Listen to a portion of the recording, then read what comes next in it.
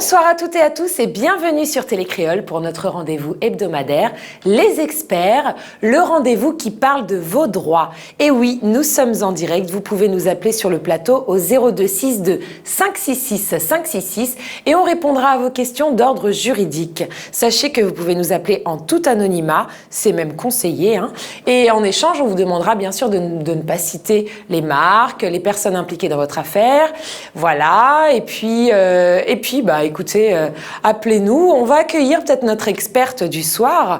Elle est seule, mais attention, elle assure. Maître Setama, bonsoir. Bonsoir Yona. Comment allez-vous? Je vais très bien. Bonsoir téléspectatrices et téléspectateurs. Je suis très contente de vous retrouver après un long moment d'absence. Et on va s'occuper de tout le monde. On va s'occuper de tout le monde. Alors ce soir, on est en tête-à-tête, Maître Setama, oui, avec nos téléspectateurs qui vont nous regarder, qui vont nous appeler dans quelques instants. Alors en attendant d'avoir le premier appel, j'aimerais parler de quelque chose. Je ne suis pas en tout anonymat ce soir. Je cherche un appartement et je suis intermittente du spectacle. Voilà. Ah, bah zut alors, ces temps-ci, on apprend que tous les propriétaires souscrivent à une assurance qui s'appelle donc une assurance garantie de loyer de loyer impayé, voilà. Et donc, avec cette assurance, on ne peut pas avoir recours à un garant. Donc, bien sûr, ça complique les choses. Alors, donc, je me suis dit, eh bien, écoutez, pas de garant, c'est pas grave. Moi, le garant, c'est pas pour moi, c'est pour vous. Parce que moi, je sais que je vais payer mes loyers. Donc, voilà. Alors, comment fait-on? J'aimerais bien savoir. Et on me répond, la loi a changé. Alors, j'aimerais savoir de quelle loi parle-t-on? Alors, en fait, il faut savoir qu'on est dans le bail d'habitation, bien évidemment. Oui. Donc, le bail d'habitation, le principe, c'est un contrat de location avec une durée minimale donc, de 3 ans, possibilité de résilier avant pour le locataire et avec beaucoup plus de difficultés pour le propriétaire. Ensuite, en termes de garantie, donc, le propriétaire peut demander, bien sûr, des justificatifs garantissant le paiement du loyer parce qu'il doit prendre un minimum d'informations donc sur son locataire pour s'assurer qu'il n'y aura pas d'incident de paiement parce que c'est essentiellement cela la difficulté du propriétaire. Le propriétaire doit demander également donc l'engagement du locataire de payer une assurance. C'est une cause de résiliation s'il n'y a pas d'assurance. Et la difficulté actuelle, c'est que bon nombre de propriétaires se retrouvent malgré toutes les précautions prises pour assurer le paiement de leur loyer, eh bien, se retrouvent parfois avec des locataires indélicats. La loi a prévu donc la possibilité pour un propriétaire de souscrire effectivement à une assurance qui permet qu'en cas d'impayé de loyer de la part du locataire, eh bien, le propriétaire demande à son assurance de payer les loyers qu'aurait dû payer le locataire si le locataire avait continué à payer son loyer. D'accord. Donc, alors après, dès lors qu'il a cette garantie qui est prévue par la loi, effectivement, il ne peut pas en demander une supplémentaire au locataire. D'accord. Parce que, le garant qu'habituellement le locataire pouvait donc apporter pour garantir le paiement de son loyer ne devient plus obligatoire. Et donc, c'est en quelque sorte une faculté, donc par la souscription d'une assurance pour le propriétaire d'avoir la garantie de son loyer impayé et une possibilité aussi pour le locataire qui avait du mal parfois à trouver une caution, parce qu'en fait on parle de garant, mais c'est surtout caution, donc de trouver une caution pour garantir le paiement de ses loyers. Donc chacun y trouvait son compte.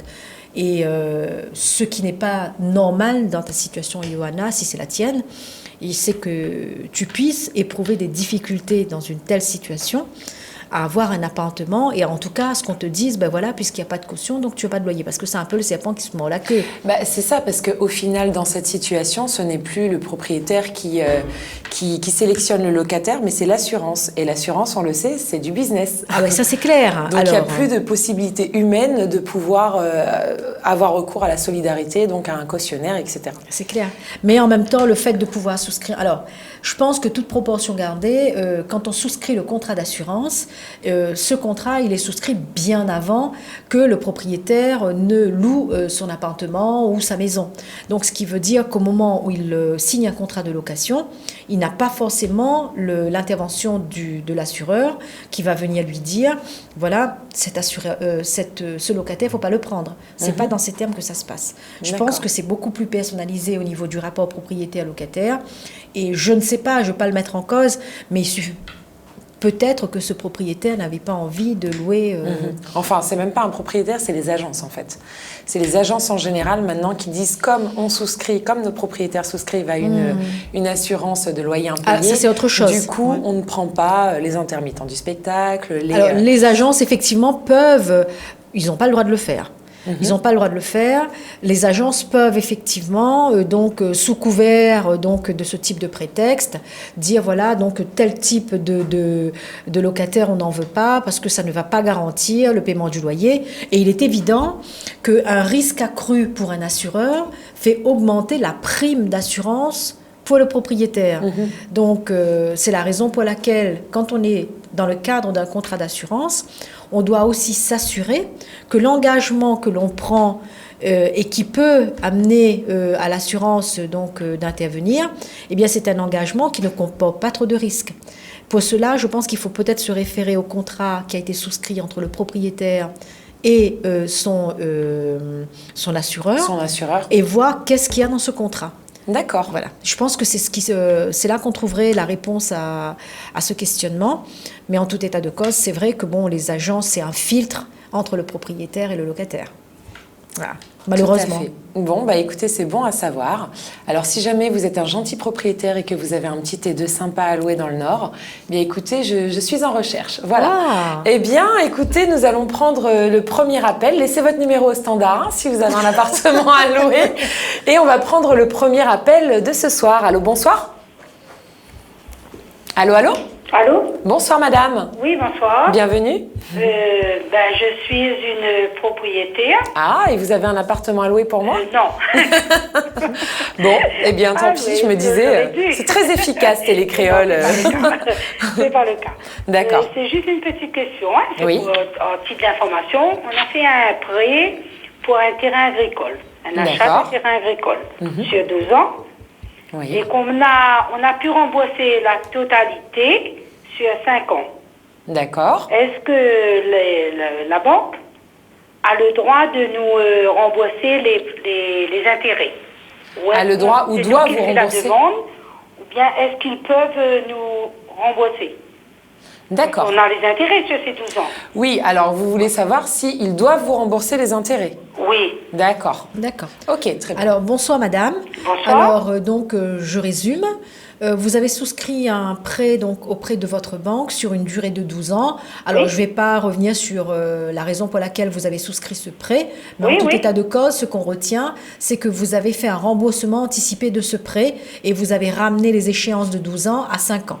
Oui. Alors, ce que vous souhaitez savoir, c'est dans cette hypothèse-là, est-ce que la banque doit vous rembourser les intérêts qui ont été appliqués sur l'ensemble des échéances du prêt que vous avez souscrit. Oui. Parce que quand vous remboursez non seulement dans les échéances d'un prêt, il y a l'argent qu'on vous a prêté, mais il y a aussi l'intérêt qu'on a appliqué à cette somme prêtée. Oui, eh bien, toute la réponse se trouve dans votre contrat de prêt, madame. Ok. Voilà. Donc, si dans votre contrat de prêt, vous avez une clause qui vous permet de faire un remboursement anticipé sans frais, eh bien, à ce moment-là, effectivement, la banque devra vous rembourser à votre demande les intérêts qui ont été réglés. Oui. En revanche, si vous n'avez pas négocié cette clause au moment où vous avez souscrit le prêt, malheureusement, sauf meilleur accord avec votre banquier, eh bien, ces sommes sont perdues. Donc, il faut absolument vous rapprocher de votre banquier. Les gens ne le savent pas, mais au moment où vous demandez à la banque de vous faire un prêt, il faut négocier le contrat de prêt. D'accord. Les gens s'imaginent que lorsqu'on leur prête de l'argent, ils doivent signer le document sans rien demander à la banque. Mais on peut demander plein de choses. Oui, oui. On peut demander le taux d'intérêt à ce qu'il soit baissé, parce que bon, on vous propose un taux, mais vous avez parfaitement le droit de négocier le taux d'intérêt. Les gens ne le savent pas. De la même manière, dans les contrats de prêt, moi, c'est ce que j'ai fait à chaque fois que j'ai fait un prêt au niveau de ma banque. Il m'est arrivé dans la situation comme la vôtre de faire un remboursement anticipé. Je n'ai pas payé les intérêts correspondant au remboursement. Pourquoi? Parce que j'ai effectué dans mon contrat de prêt, j'ai fait mentionner une clause en cas de remboursement anticipé, ce sera sans frais. Alors là, je vous conseille d'aller revoir votre banquier, madame. D'accord. Et dans le cas contraire, si le banquier nous dit qu'ils peuvent nous rembourser une petite partie. Mais tant mieux. Tant mieux, ça voudra dire qu'il a fait un geste commercial pour vous, alors même que dans votre contrat de prêt, ce n'était pas mentionné. Oui. Voilà. Mais pour l'avenir, sachez que lorsque vous faites un prêt, envisagez donc cette hypothèse-là, parce qu'on ne sait pas de quoi demain est fait. Et il faut toujours essayer de prévoir qu'est-ce qui peut se passer de meilleur pour nous. Voilà. D'accord. Bonne soirée, madame. Au revoir. Merci, madame. Bonne soirée. Merci. Eh bien, ça, c'est des choses qu'on ne savait pas. On peut négocier avec le banquier. Bien sûr. Eh bien, dis donc. Mais en fait, les gens, c'est-à-dire quand on va chercher un prêt à la banque, les gens se placent dans une situation de faiblesse. Oui. Parce qu'ils demandent. Le banquier représente celui qui a l'argent. Et donc, on se fait un peu tout petit devant son banquier. Mais il faut savoir une chose. Premièrement, au moment où l'on contracte le prêt, on n'est pas obligé d'accepter le taux proposé. On peut très bien lui dire, non, moi je vais faire jouer la concurrence et je vais aller au plus offrant. Donc vous me proposez tel taux, moi je vais aller voir dans une autre banque. Si l'autre banque me propose un taux plus intéressant, je vais quitter votre banque et je vais aller ailleurs. Donc ça, c'est une première démarche à faire auprès de son banquier. La deuxième démarche, le taux baisse. Par exemple, en ce moment, les taux financiers, les taux d'intérêt sont extrêmement bas. Moi, j'ai un de mes enfants qui est un habitué donc de cette pratique. Ce qu'il fait, il renégocie son taux en cours de remboursement parce que ça lui permet de diminuer les échéances de son prêt parce que ça fluctue. Donc aujourd'hui, on a tel taux, demain ça change et c'est pareil pour la banque. Donc les gens ne le savent pas également. Donc ils vont passer plein d'années à payer au même taux, alors que c'est possible également de négocier des taux. Alors là, ce sont des renseignements que l'on n'a pas forcément, mais quand on les a, c'est bon de les utiliser. Eh bien, écoutez, c'était une très bonne information pour nos téléspectateurs de ce soir. Donc voilà, sachez que vous pouvez négocier, sachez que avant de faire un prêt, vous réfléchissez bien, vous regardez chaque clause et puis éventuellement, vous pouvez en demander à en rajouter, à en enlever, etc. Voilà. Et puis, il y a un autre élément aussi. Les gens, quand ils vont voir le banquier, ce qui se passe, c'est qu'ils signent le document qu'on leur propose. La difficulté, c'est qu'ils n'osent même pas. Et on n'a pas le temps de lire le document que l'on signe. Et quand il y a un problème de remboursement, on a beau jeu de le dire au tribunal qu'on n'a pas lu le document qu'on a signé, le juge le sait. Mais malheureusement, comme on a signé qu'on avait déjà lu, eh bien, le juge ne peut que mettre dans un jugement que la personne a lu quand il a signé. Or, si on prenait la peine, avant de signer un document, même chez son banquier, de dire « Moi, je veux lire mon contrat », vous l'emmenez chez vous, vous le lisez tranquillement et vous revenez avec. C'est possible, mais les gens, là encore, ils n'osent pas. On ne lit plus les contrats, on signe comme ça, on signe, on se dit « Oh, la personne est pressée, donc on y va, on y va. » Alors, voilà un très bon conseil pour cette soirée. On va prendre l'appel suivant, s'il y a quelqu'un au standard. Oui, bonsoir. Bonsoir, madame. Bienvenue. Oui, voilà, j'ai une question à propos d'un droit de passage. Un droit de passage, d'accord. On vous écoute. Donc, le voisin de ma parcelle possédait déjà un droit de passage il y a 20 ans. D'accord. Mais avec une autre personne. L'autre personne a construit et du coup, il lui reste un passage piéton. Est-ce qu'il a le droit de nous redemander à nous maintenant, 20 ans après, le droit de passage sur notre parcelle? D'accord. Alors, madame, je parle bien évidemment sous couvert de vérification des titres de propriété, parce qu'il faut quand même les lire pour pouvoir donner des informations qui soient le plus proches de la réalité. Donc, ce que vous me dites, c'est qu'un propriétaire détenait un droit de passage sur une autre propriété. Oui. Et il n'a pas exercé, donc il n'a pas utilisé ce droit de passage, il a laissé le voisin construire sur la servitude. Oui. Et là aujourd'hui, est-ce qu'il est enclavé, ce propriétaire? Est-ce qu'il a un moyen de sortir de chez lui? À pied. À pied, mais il ne peut pas utiliser un véhicule pour pouvoir sortir de chez lui. Voilà. Alors, il faut savoir une chose, il y a un texte de loi qui prévoit que lorsque l'on s'est enclavé par soi-même, on ne peut pas venir demander au propriétaire d'à côté de nous donner un droit de passage. Alors, dans l'éventualité où il vous fait convoquer devant le tribunal pour vous demander un droit de passage, il faudrait que vous puissiez récupérer son titre de propriété. Et vous avez la possibilité de le faire, tout simplement en vous rendant donc au Saint-Denis, au service des hypothèques, et vous la demandez contre, je crois, c'est 10 ou 15 euros, je ne sais pas. Oui. Donc une copie du titre de propriété de votre voisin. Et dans son titre de propriété, vous pourrez apporter la preuve qu'il a une servitude de passage qu'il n'a pas utilisée. Et que maintenant, il vient vous demander une servitude de passage, alors même qu'il devrait aller réclamer la servitude qu'il avait auparavant.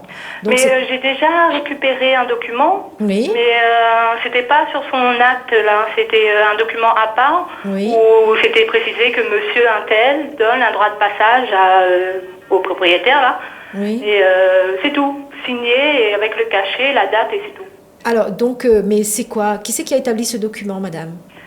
J'ai vu un cachet de la mairie dessus. Ah, donc parce qu'en fait, une servitude de passage, lorsqu'elle est établie, elle doit être créée, elle doit être mentionnée dans les titres de propriété pour que l'on puisse, en cas de difficulté, ce qui est le cas actuellement, eh bien, pouvoir se prévaloir ou pas d'une servitude de passage.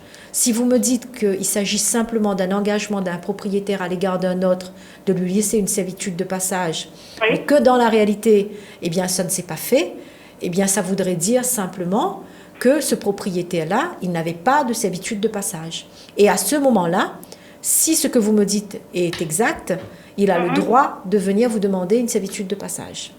D'accord. Voilà. Mais ceci dit, madame, vous savez, on est à la télé, vous m'expliquez, je n'ai aucun document sous les yeux.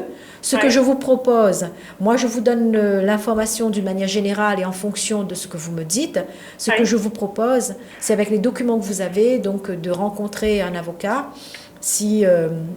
et de lui montrer les documents pour qu'il puisse précisément vous confirmer ce que je suis en train de vous dire. D'accord. Voilà. D'accord. Et même s'il n'a pas réagi au bout de 20 ans parce qu'il avait le papier, il a le droit quand même. En fait, la difficulté, c'est que ce fameux papier que vous évoquez, c'est un document en fait signé entre eux avec le tampon de la mairie. Ce que je viens de vous expliquer, c'est que la servitude de passage est intégrée dans un titre de propriété et là, ce n'est pas le cas. D'accord. Voilà. Donc, sous couvert de sous réserve de vérification, madame. Hein, mais je pense que ce que vous êtes en train de me dire là, c'est que dans son titre de propriété, il n'y a rien. Et il y a un document signé entre les deux propriétaires, mais ce n'est pas, ça ne vaut pas création d'une servitude de passage d'un propriétaire vis-à-vis d'un autre. Et si par hasard, il doit créer, parce que nous, c'est une parcelle, hein, oui, qui est classée en zone rouge inondable et risque d'éboulement ou d'effondrement, là, je ne sais comment on dit. Et est-ce qu'il a le droit de construire quand même un chemin? En fait, c'est pas la construction un chemin ne constitue pas donc une habitation au sens où la loi interdirait sur un terrain tel que le vôtre, donc interdirait toute construction. Un chemin, c'est un accès tout simplement qui permet à quelqu'un de rentrer chez lui. Donc, ça ne pose pas de difficulté. En revanche, s'il doit le faire au regard de ce que je viens de vous expliquer, vous avez le droit à une indemnisation. D'accord. Voilà. Okay. Voilà, madame. Bonne soirée, madame. Merci à vous. Au revoir. Bonne soirée, au revoir. On est donc sur Télécréole chez les experts. Vous pouvez nous appeler au 02 62 566 566. Allô, bonsoir. Allô? Oui, bonsoir monsieur, bienvenue. Bonjour, bonsoir. Je vous donne un petit renseignement, s'il vous plaît. Oui, on vous écoute. Voilà, j'ai un procès, ils m'ont dit 2 ans, 3e année. C'est en effet des camions. Donc, moi, c'était un moteur en France, et avec un de Marseille, et qu'il a remis le moteur avec un garage ici. Donc, quand on remonte le moteur m'a parti après même pas 1 kilomètre, et le moteur a éclaté. Je dois dire, je suis en procès la deuxième année, là, moi, c'est troisième année. Il pousse, je fais le procès, il demande de moi pour rendre mon camion au travail, il doit encore le camion. Je veux savoir si un procès des camions peut aller 3 ans. D'accord. On va sûrement vous demander où vous en êtes déjà. Oui, bonsoir monsieur. Alors la difficulté, moi ce que je vous propose monsieur, c'est une question de mon point de vue qui est un petit peu difficile à répondre. Pourquoi? Parce que je n'ai pas les éléments qui permettent d'expliquer les raisons pour lesquelles le procès est aussi long. Moi ce que je vous propose de faire, si vous avez un procès, c'est que vous avez un avocat. Si vous avez un avocat, moi, voilà. le souci, je paie beaucoup de l'argent, je dois ces camions, et aujourd'hui, je paie des contrats, je paie des trucs en chambre, mais ces camions, aujourd'hui, c'est la troisième année. On va aller où jusqu'à la base?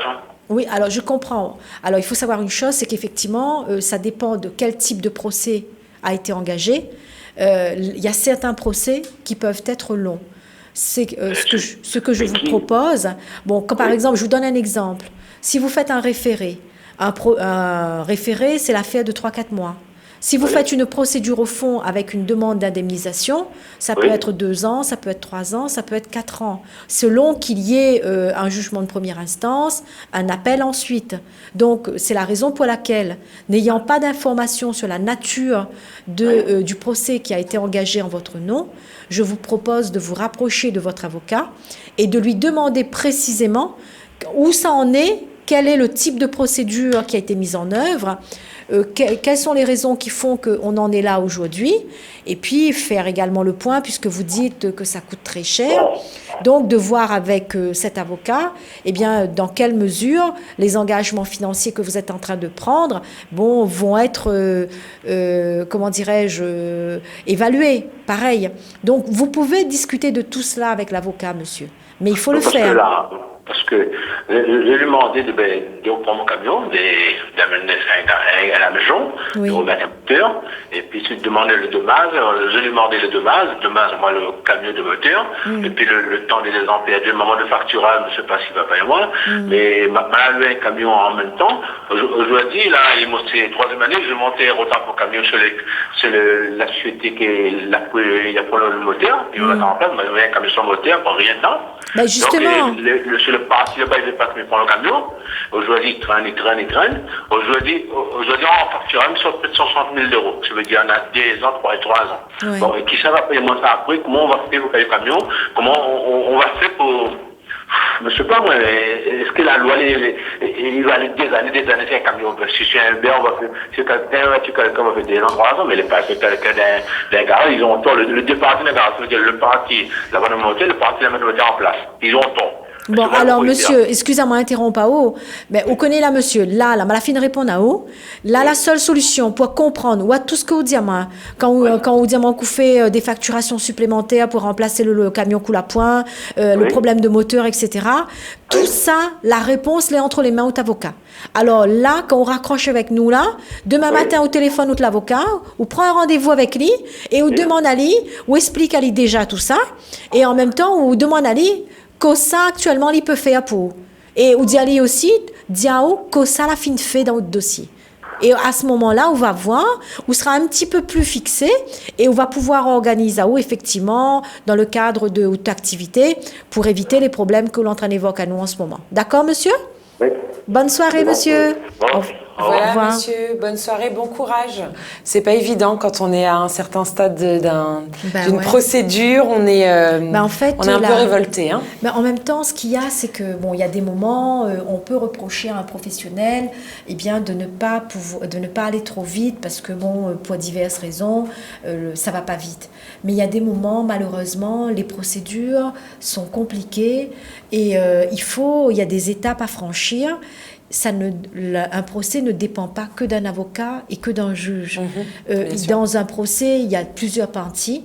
Et il peut y avoir des expertises, il peut y avoir des délais supplémentaires en raison d'une expertise, il peut y avoir des délais pour permettre à chacun de travailler son dossier. Il y a toutes ces choses-là, quand on les met bout à bout, on comprend pourquoi un procès est long.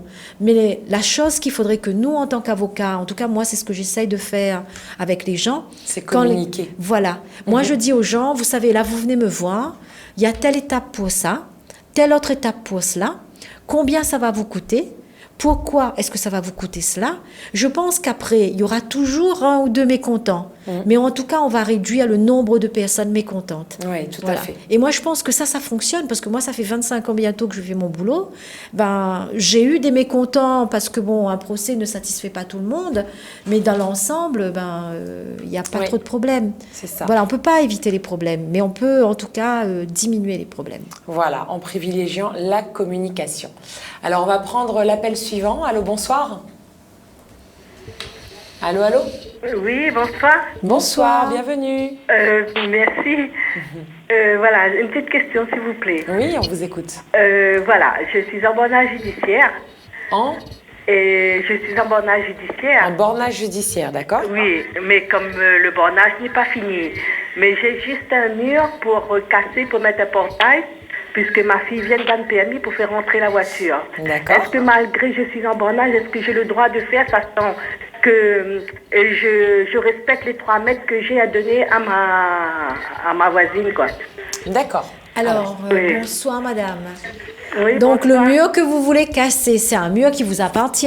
Oui, c'est mon mur à moi, oui. D'accord. Oui, mais ça pose pas de problème. Vous savez, quand vous êtes en bornage judiciaire, ce qui se passe, c'est qu'on mesure le terrain. Oui. Et on pose les bornes là où elles doivent être posées par rapport au titre de propriété. Alors, si vous devez, je suppose que vous n'avez pas cassé tout votre mur de toute façon. Non, c'est juste un morceau le mur. Voilà, un morceau le mur pour faire rentrer la voiture. Voilà, parce que donc, ma fille ça pose pas de problème. Ça pose pas de problème, ça, madame. L'essentiel, c'est que, de toutes les façons, vous n'allez pas changer totalement la configuration. Non, jamais, parce que moi, je sais que je suis en bornage. Voilà. Je respecte cela parce que c'est moi qui ai demandé le bornage. Je respecte cela. Et à aucun moment, m'y bouche le passage de 3 mètres que j'ai pour ma voisine. Non, mais pense pas qu'il y a un problème, madame. De toute façon, quand Géomètre il vient, il mesure le terrain. Il mesure le terrain. Donc, je pense pas qu'il y ait de soucis pour ça, madame. Vous pouvez faire rentrer votre véhicule chez vous sans problème. D'accord? Oui, mais comme ma voisine m'interdit de le faire. Ah non, mais ça, c'est autre mur. Maintenant, si le mur est à elle, c'est autre chose. Non, c'est à moi, Ah bon? Bon, bah voilà. Donc, non, mais si vous êtes chez vous. On peut pas vous interdire. Oui. Voilà, vous êtes chez vous, vous faites ce que vous voulez jusqu'à preuve du contraire. Voilà. Et félicitations à votre fille pour son permis. D'accord, merci. Bonne soirée. Merci à vous, bonne soirée, madame. Au revoir. Au revoir. Voilà, on est chez les experts 0262 566 566. Y a-t-il quelqu'un au standard? Oui, bonjour. Bonjour. Oui, bonjour, je m'excuse de vous déranger. Mais vous ne nous dérangez pas. Une petite question. Oui. Voilà, j'habite en métropole. Oui. Je suis veuve. D'accord. Et j'ai ma belle-mère qui habite en métropole, mais qui est très âgée, qui ne peut plus rester chez elle, qui va être mise en maison de retraite et elle n'a pas de revenus. Pouvez-vous me dire si moi, en tant que belle-fille, je suis redevable de la maison de retraite? Alors, bonsoir madame. Vous êtes belle-fille et il y a une petite, je ne sais pas, je n'ai peut-être pas entendu, votre mari, vous êtes toujours avec votre mari? Non, mon mari est décédé. Pardon. Alors donc justement, cette précision est importante parce qu'en fait, quand on est en couple, effectivement, une obligation donc alimentaire ou d'entretien peut s'étendre aux gendres et aux belles-filles dans l'éventualité où le couple est toujours composé. En revanche, là, ce qu'il y a, c'est que je suppose que votre belle-mère a d'autres enfants. Oui, ils étaient 4, donc il y en a 3, elle en a encore 3, et le 4e, qui était mon mari, qui est décédé. Voilà, dans ces conditions, madame, ce sont les enfants de votre belle-mère qui ont une obligation alimentaire à l'égard de leur mère. Donc, dans l'hypothèse où elle va se retrouver en maison de retraite, si elle a des ressources, ces ressources vont être absorbées pour les frais d'hébergement. Et s'il manque de quoi payer pour son hébergement, ce qui va se passer, il y aura une demande qui sera faite auprès des enfants. Et dans l'éventualité où les enfants résistent et ne payent pas, eh bien, on peut aller jusqu'à un procès pour obliger les enfants à contribuer et à payer les frais d'hébergement de leur mère. Oui. Voilà. Et dans ce cas, d'après vous, je ne serai pas concernée? Non, madame. Non. Bon, écoutez, je vous remercie beaucoup. Je vous en prie, bonne soirée, madame. Merci beaucoup. Au revoir. Au revoir. Merci, madame. Bonne soirée à vous. Voilà, on est chez les experts. On va prendre l'appel suivant. Allô, bonsoir.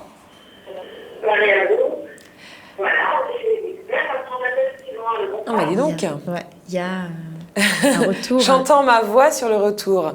On va prendre donc quelqu'un d'autre. Y a-t-il quelqu'un au standard? Allô? Allô, bonsoir. Oui, bonsoir. Bienvenue. Bonsoir. Oui, voilà, je voudrais poser une question. Voilà, Oui. je suis dans une maison mitoyenne. Oui. Et voilà, ma voisine, elle a construit un mur mitoyen. Et c'est une maison où elle a pris tout le bord du mur. Tout le bord du mur. Voilà, elle a pris tout le mur. D'accord. Et donc, moi, je voulais savoir si je pouvais remonter un mur au-dessus pour pouvoir faire une véranda. Alors déjà, madame, je pense que il y a un mur mitoyen. Bonsoir, madame. Il y a un mur mitoyen. Avant même d'envisager donc la construction d'une véranda, il faut que vous obteniez l'autorisation donc de construire. Donc vous avez des démarches administratives donc à faire pour faire cette construction. Donc c'est déjà au niveau de la démarche à faire que vous saurez si vous obtenez ou pas le permis de construire avant même d'envisager la construction en elle-même. Alors après, si vous avez cette autorisation, je pense qu'il n'y aura pas de difficulté. En revanche, si vous ne l'avez pas, ça constituera une difficulté. C'est un mur mitoyen où on peut voir chacun de part et d'autre de la cour de l'un et de l'autre, quoi. Bien sûr, donc le mur mitoyen, ça veut dire quoi? Ça veut dire que le mur est à vous deux et les obligations d'entretien donc sont à deux. Et le mur mitoyen peut devenir un mur qui supporte une construction, mais comme je vous l'indiquais, il faut pour faire une construction, il faut obtenir une autorisation. Et l'autorisation, c'est pas celle que je vais vous dire en vous disant de construire, c'est celle que vous allez obtenir lorsque vous allez faire la démarche auprès de la mairie. Parce que moi, je ne connais pas la configuration du terrain, je ne suis pas en mesure de dire, à la simple demande et avec l'existence d'un mur mitoyen, si vous avez ou pas le droit de construire, parce que je n'ai pas un certain nombre d'éléments, madame. Non, mais c'est les petites maisons de la SIDR. Oui, je l'entends bien. J'entends ce que vous êtes en train de me dire, madame. Mais ce qu'il y a aujourd'hui, c'est qu'on ne peut pas dire à quelqu'un vous avez le droit de construire sans connaître les éléments techniques qui permettent de savoir si oui ou non vous pouvez construire. Ce que je vous propose de faire, c'est de constituer un dossier auprès de la mairie du lieu où vous résidez et de voir avec eux si la construction envisagée est possible ou pas. C'est de cette façon qu'il faut aborder le problème. Il ne faut pas avoir de problème. Pardon? Pour éviter d'avoir des problèmes. Pour éviter d'avoir des problèmes et vous retrouver dans une situation délicate. Parce que quand on démarre une construction sans autorisation, eh bien, on peut se retrouver à démolir la construction. Et je pense que quand on a mis de l'argent, ce n'est pas quelque chose qui nous fait plaisir. Oui, mais la dame, elle a fait un mur sans me demander mon avis aussi. Alors, moi, je ne sais pas ce qui s'est passé donc avec la dame, mais moi, vous me demandez aujourd'hui que vous envisagez de construire une véranda et que vous voulez savoir si vous pouvez le faire ou pas. Je vous explique quelle est la démarche à entreprendre pour faire une construction. Voilà. Ok, d'accord. D'accord? Bonne soirée. Merci à vous. Bonne soirée, madame. Au revoir. Au revoir. 0262 566 566. On est chez les experts. Y a-t-il quelqu'un au standard? Bonjour madame. Bonjour. Oui, ça va? Ça va et vous? Me rappelle... Oui, ça va? Oui, ça va. Très bien. Me rappelle là, parce que mon belle-mère a un terrain à donner. À donner? Ben écoutez, je prends, parce que je cherche un appartement, donc je prends. Non, enfin bon, plus sérieusement, votre belle-mère a un terrain à donner, donc... Oui, mais la concession, mais je veux savoir si... Voilà. Alors, quelle est votre question? Voilà. Moi, je veux savoir si à donner, si... Si. Mais Monsieur, la télé est allumée? À donner. Votre télé est allumée? Oui. Non. Si, parce que vous écoutez la télé là, et on est en décalé en fait. Il faut couper le son de la télé et nous écouter dans le téléphone. Ben voilà. Là, c'est bon? Ouais. Ok. Alors, quelle est votre question? Une concession à donner. Oui. Parce que je veux savoir si vraiment faut... Parce que comme nous versons le terrain, oui. Pour voir si le notaire qui conseille encore dans nous le notaire. Qu'est-ce que le notaire vous accorde? Vous avez un terrain à donner et vous voulez savoir ce que le notaire, comment ça va se passer avec le notaire. C'est mon belle-mère. Ok. D'accord. Alors, monsieur, bonsoir. Alors, si mal a bien compris, donc, ou belle-mère n'a un terrain et il veut donner à autres le terrain, c'est bien cela? Oui. Alors, donc, dans ces conditions, ce qu'il faut... c'est une donation. Oui, justement, on l'a compris, une donation. Hein, donc, il veut donner à un terrain, il appelle ça une donation. Donc, maintenant, il faut aller voir un notaire et c'est chez le notaire que ça va se passer. Parce que une belle-mère en a plusieurs enfants, mais suppose. Mais oui, mais elle en a 4 enfants. Oui, parce que normalement, quand il fait une donation, il faut que une belle-mère ait de quoi donner aux autres enfants pareil. Parce que le donation, c'est... On a encore le droit, encore le donation. Oui, on peut donner, mais simplement ce que je suis en train de dire. Donc, il faut aller chez un notaire pour faire la donation. Mais voilà. Mais c'est le notaire qu'on la pose à nous la question. Oui. Mais c'est le notaire la pose à nous la question, mais le notaire, il ne veut pas la petite donation. Si, alors il peut donner, monsieur, mais il pense que c'est parce que le notaire a dû dire à Zot. Le notaire a dû expliquer à Zot que comme il a plusieurs enfants, il faut la signature des autres enfants pour pouvoir faire la donation. Parce que quand un parent a plusieurs enfants, la loi prévoit que lui doit donner pareil tous son bons enfants. Et le notaire a une responsabilité. Quand il fait une donation, le notaire est obligé d'expliquer à la personne qui donne les droits et les obligations par rapport aux autres enfants. Et c'est peut-être pour ça... Mais, madame le juge, mais mes questions ont un problème là. Madame le juge, mes questions ont un problème. Mais pas... Oui. Mais c'est le notaire, mais l'exploitation, il veut vendre. Vendre à qui? Mais là, monsieur, vous connaissez l'Amazon affaire. Là, on parle à nous d'une donation. Visiblement, sur le terrain, il doit y avoir une exploitation parce qu'on parle à moi d'une exploitation. Ce que m'y propose à vous, là, monsieur. Hein? Donc là, retourne un petit coup chez le notaire, emmène tout regarde tout le banc de papier avec lui là-bas et assise devant lui, dit comme ça, explique à votre bien. Parce que là, il pense qu'il y a plusieurs informations et où donne à nous un petit morceau. Et moi, il ne veut pas dire de bêtises. Parce que, bon, on a besoin d'être bien renseigné et bien être renseigné sans les papiers. Moi, je vais bien on renseigne. Voilà, m'y comprend. Bien, vraiment. Voilà, mais justement, là, actuellement, comme on a point le bon papier sous les yeux et en plus, on ne donne pas moi les informations comme il faut donner à moi, on a du mal à aider à vous. Ce que m'y propose à vous, ou recevoir le notaire, ou d'y aller comme ça, regarde bien le bon papier, explique bien que ça il faut faire. D'accord? Mais c'est le notaire roule. Non, mais justement, la maladie à où aller et pose à lui les bonnes questions. Comme vous causez avec moi là, causez avec lui pareil. D'accord? Oui. Voilà, bonne soirée, monsieur. Parce qu'il est dit comme ça, la plus de donation. Allez, causez avec lui, monsieur. Voilà, monsieur. D'accord? Bonne soirée, monsieur. Merci, bonne soirée à vous. Bonne soirée. On est donc sur les experts. Il nous reste 10-15 minutes d'émission. On va prendre l'appel suivant. Allô, bonsoir. Je vous entends faiblement, madame. Je ne sais pas comment vous parlez là. Je ne comprends pas. Alors, si je parle... Alors, dites-moi si vous m'entendez bien, là. Un peu plus fort, s'il vous plaît, oui. Alors, c'est peut-être dans votre téléphone qu'il faut monter le son. Oui, je vous entends, oui. Ok, très bien. Bonsoir, monsieur. Bienvenue. On vous écoute. Oui, bonsoir, maître, et ainsi que l'animatrice sur le plateau. Eh bien... simplement pour parler de quelque chose, j'ai eu un divorce depuis 3-4 ans. D'accord. Et ça a duré pendant 8 ans. Ensuite, actuellement, là, depuis 3-4 ans, j'essaye de vendre la division qui est en métropole. Et moi, j'habite ici, j'étais obligé de venir ici pour pouvoir avoir vraiment le divorce. D'accord. Alors, vous essayez de vendre. Et quelle est votre question? Ben voilà, simplement, j'ai pris un avocat à nouveau et ma femme ne veut pas justement vendre. Fait tout le nécessaire pour pouvoir ne pas, pour traîner les pas. D'accord. Voilà. Et donc, votre question? Qu'est-ce que vous pouvez faire pour... Je vous entends faiblement. Hein, Monsieur, c'est parce que vous avez le son de la télé qui est allumé. Je l'entends parce que j'entends ma voix en décalé.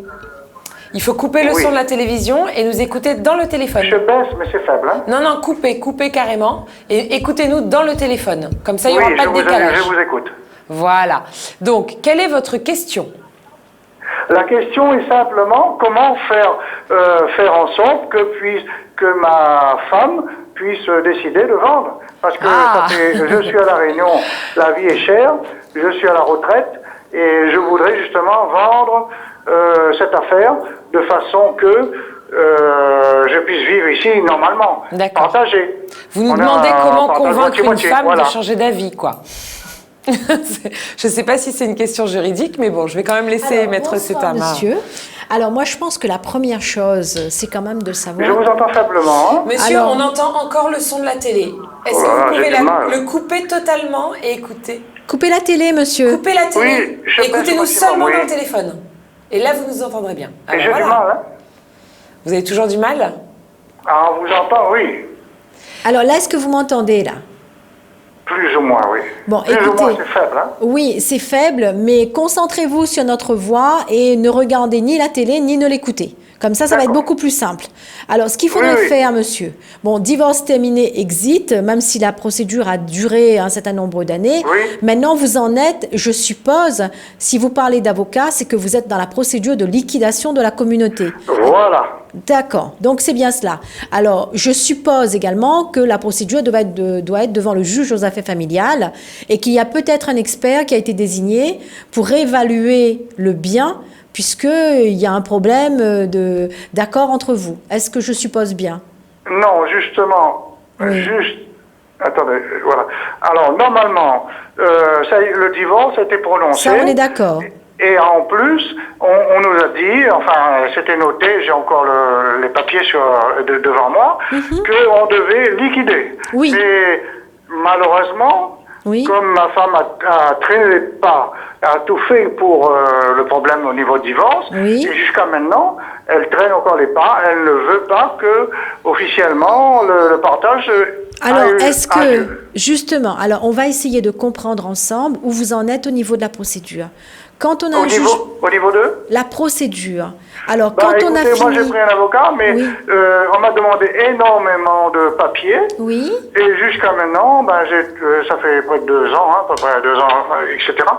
Mais j'ai toujours pas de nouvelles. Je voudrais éventuellement même abréger et éventuellement vendre aux enchères parce que j'en ai assez de cette affaire. Voilà, ça a trop traîné pour moi. Je comprends. Alors justement, monsieur, pour vous aider, je dois comprendre où vous en êtes. Parce que si vous avez un avocat, ça veut dire qu'il y a une procédure. Alors, la procédure, comment ça démarre? Je vais vous expliquer comment ça se fait. Quand vous avez le jugement de divorce qui prévoit la liquidation de la communauté, dans ce même jugement, il est indiqué que la Chambre des notaires est désignée pour procéder à la liquidation de la communauté sous le contrôle du juge. Donc, c'est comme ça que ça se passe. C'est formulé de cette façon dans le jugement de divorce. Et donc, quand vous avez cela, vous devez vous rendre chez un notaire. Lequel notaire, donc si vous n'avez pas choisi la chambre des notaires, vous en désignez un. Et convoque, à l'initiative de celui qui est parti voir le notaire en premier, convoque l'autre ex-époux. Et ce notaire essaye de liquider à l'amiable le ou les biens faisant partie de la communauté. Si le notaire y arrive, tout le monde se met d'accord, on fait le nécessaire, il n'y a pas de problème. En revanche, s'il y a une difficulté, que ce soit sur la valeur de l'immeuble, sur l'affectation de l'immeuble, parce qu'il y en a peut-être un qui veut le prendre et qui veut payer moins cher, etc., toutes ces difficultés ne pouvant pas être résolues, le notaire dresse ce que l'on appelle un procès-verbal de difficulté, lequel procès-verbal de difficulté est remis aux ex-époux, à charge pour les ex-époux de se rendre chez leur avocat pour que leur avocat engage une procédure devant le tribunal. Est-ce que toutes ces choses ont été faites, monsieur? Non, justement. J'essaye au maximum de contacter l'avocate pour que ça se passe comme ça. Oui. On ne peut pas rentrer dans les lieux. Oui. On a envoyé des huissiers, impossible de rentrer dans la maison. Oui. Même l'agence ne peut pas analyser le montant parce que j'avais déjà des prix dans le temps que j'ai quitté la métropole. Donc tout ça, c'est resté intact. Et je contacte uniquement l'avocate par Internet. Ah, alors moi je pense j'ai un peu de difficulté à ce niveau-là. Je me pose la question, qu'est-ce qu'il faut? Est-ce qu'il ne faut pas passer le truc au-dessus, quoi? Je veux dire, envoyer une lettre recommandée. Je ne sais pas si officiellement elle fait le travail. Voilà. Alors moi, ce que je vous propose, monsieur, bon, vous avez quand même un contact Internet avec cet avocat. Vous lui écrivez une lettre, un mail avec, vous savez, l'accusé-réception. Donc pour les mails, ça vaut également lettre recommandée. Donc vous écrivez un mail dans lequel vous lui demandez l'état de la procédure et vous lui dites précisément où ça en est. Donc de vous répondre et pour que vous sachiez ce qu'il en est exactement. Et ma foi, si vous n'avez pas de réponse, ce que vous pouvez faire, vous changez tout simplement d'avocat et vous confiez votre dossier donc à un avocat qui sera en mesure de le suivre complètement et de pouvoir rendre compte de ce qui se passe. Je crois qu'il n'y a pas d'autre solution parce que là, visiblement, vous avez du mal à comprendre où en est votre dossier et là, malheureusement, si vous ne pouvez pas me donner d'informations, je ne serai pas en mesure de vous répondre par rapport à la situation de votre dossier. Une question. Oui, voilà, j'ai bien compris. Est-ce que c'est possible, par exemple, éventuellement, d'avoir un avocat ici qui pourrait avoir une passerelle pour pouvoir l'aider éventuellement et contrôler ce qu'elle fait? Alors, et à quel prix, éventuellement? Alors, justement... le prix, je ne sais pas. Bon, est-ce qu'il faut partager ce que j'ai déjà payé? Alors, juste, on vous dit déjà si c'est possible. Alors, tout est possible, monsieur. Mais après, c'est une question d'argent puisque vous mettez le doigt sur ce qui est le plus compliqué. Alors, c'est sûr que quand on a 2 avocats, il faut payer 2 avocats. Alors après, parfois, le prix, parce que ça dépend, vous savez, les honoraires sont libres. L'obligation qui est faite maintenant aux avocats, c'est lorsqu'ils prennent en charge un dossier, c'est de faire une proposition de mission et de dire combien ça va coûter. Donc, au travers de cette obligation qui pèse sur l'avocat, donc vous savez quand vous démarrez une procédure, quel est le montant des honoraires que vous allez payer à cet avocat. Moi, ce que je vous conseille de faire dans ces circonstances-là, déjà de faire le point avec l'avocat que vous avez, parce que peut-être que ça passerait par une communication, une amélioration de la communication et vous n'aurez pas besoin de changer d'avocat. En revanche, si les choses ne se passent pas comme vous le souhaitez, effectivement, il faut envisager le changement d'avocat et dans ces circonstances, ce que vous pouvez faire, les 2 solutions. Vous envisagez la première en prenant un avocat en métropole pour, ma foi, suivre votre dossier et vous voyez comment ça se passe entre le prix, la qualité de la prestation. Ou bien sinon, effectivement, solution numéro 2, vous prenez un avocat à La Réunion qui prendra un correspondant en métropole et vous voyez l'un dans l'autre, entre les 2 solutions proposées, quelle est la meilleure en termes de rapport qualité-prix. C'est ce qu'il faudrait faire.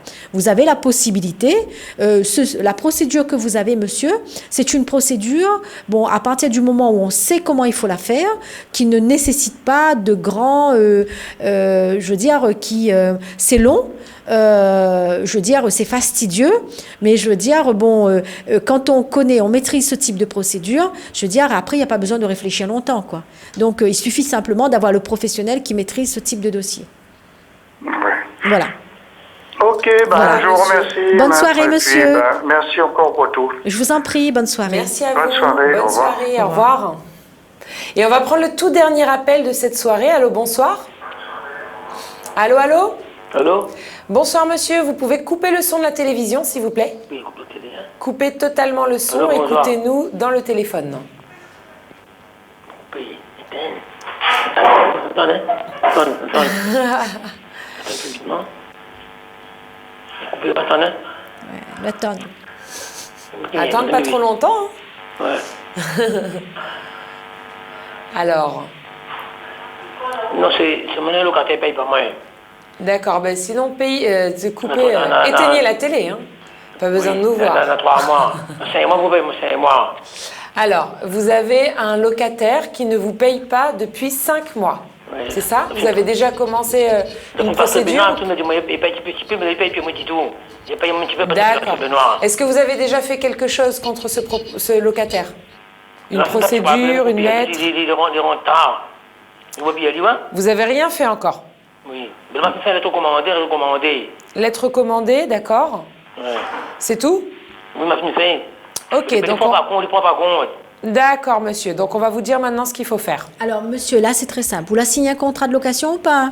Oui, un contrat de 3 ans. D'accord. Ben, dans ces conditions, on connaît que ça fait, on prend un contrat de 3 ans où ça va voir un huissier et on dit avec l'huissier comme ça que le locataire, il paye pas où veut faire un commandement de payer. L'huissier connaît son travail, lui, hein. Quand on arrive avec ou de contrat de location, on dit locataire, il paye pas, il connaît que ça, il faut faire. Il faut pas y aller, il faut me payer le huissier. Ah, ben oui, malheureusement, on l'oblige de faire l'avance des frais. On l'oblige de... mais il paye un petit peu, il paye un peu quand décembre, janvier, puis il paye un petit tout. Et dans le 5 février, comme ça, on trouve pas, il est en temps. Oui, mais justement, l'ami donne la réponse, monsieur. Voilà. Alors, on veut en sortir à où? Si on veut en sortir à où, parce que ce que vous explique à nous, il ne satisfait pas où, ou ne connaît pas comment faire, ben l'ami donne à où la réponse. Il faut aller voir un huissier, il faut faire le nécessaire. Donc, après, l'huissier va donner à où un papier, et avec ce papier-là, on a la réponse surtout, et on va connaître comment il faut en sortir à où. Mais là, il faut absolument aller voir un huissier avec tout le contrat de location, monsieur. Moi, je vais mettre un point d'ici, mais dehors, moi. Ben justement, allez voir l'huissier, monsieur. Première étape, vous allez voir un huissier. Pour faire le commandement de payer. Voilà, d'accord? D'accord? Voilà, monsieur, n'hésitez pas à nous rappeler dès mercredi prochain si vous avez un peu plus avancé dans votre histoire. Bonne soirée, monsieur. Merci, bonne soirée. Et puis, si vous cherchez quelqu'un pour reprendre l'appartement, pensez à moi. Si c'est un appartement et si c'est bien situé aussi. Oui, voilà, c'est ça. Hein. Alors moi, je cherche un petit T2 sympa dans le nord, avec un jardin, si possible. Voilà, et puis je suis intermittent du spectacle, je suis une femme seule sans enfant, et puis, enfin bref, voilà, vous avez compris. En tout cas, merci beaucoup de nous avoir suivis ce soir. On aura plaisir à vous retrouver dès mercredi prochain. Ce ne sera pas moi, ce sera donc mon collègue Fred Jolet. Et moi, je vous retrouve dans 2 semaines. Merci Maître Setama. Merci Johanna et merci à tout le monde. Bonne soirée à vous et puis à très bientôt. Bonne soirée et à bientôt sur Télécréole.